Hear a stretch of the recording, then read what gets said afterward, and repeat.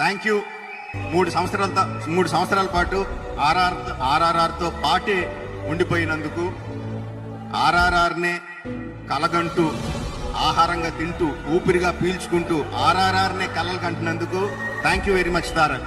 Thank you చెప్పి దూరం చేసేయకండి, thanks చెప్పి దూరం చేయకండి ఇంకా. అండ్